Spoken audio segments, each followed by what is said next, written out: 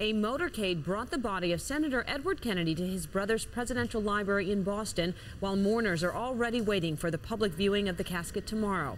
Many along the procession route and many more across the country are watching through tears, including a South Florida woman who spoke with political reporter Nick Bogert. For some, it's the end of Camelot, the last of the Kennedy brothers, gone.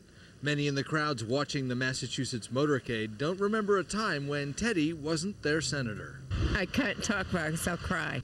Even down in Miami, Ann Peddle says she's watched coverage of Ted Kennedy's life and death through tears. He's like a family member. Peddle's feelings go back to the 60s when her brother Sam fell ill. We found out that he had nephritis, which was a deterioration of the kidneys, and it was so bad that they were going to have to remove both kidneys. Without a transplant or dialysis, Sam would die, but the transplant list was long and there were few dialysis machines in Boston at the time. A family friend got in touch with Senator Kennedy's office with a plea for Sam. Then all of a sudden they give us a call a couple days later that they have a dialysis machine. Peddle was too young to know many details, but says it was an article of faith in her family that Kennedy's intervention extended her brother's life.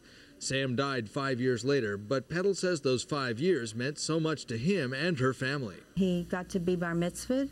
He got to get his driver's license. Ann Peddle says there's a postscript. A few years ago, her mother Bessie died, and among her possessions, a little black phone book. And she had always told me that she had his number in there.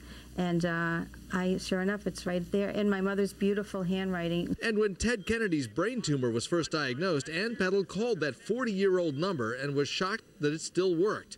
She left a message for the senator recounting her brother's story. And I just wanted to thank him so much for that and to wish him well in a speedy recovery. Well, there's one last twist in this story. Ann Peddle says her cousin is scheduled to drive a limo in the Kennedy funeral procession on Saturday. Jackie, back to you. That is a very special story, Nick. Thanks.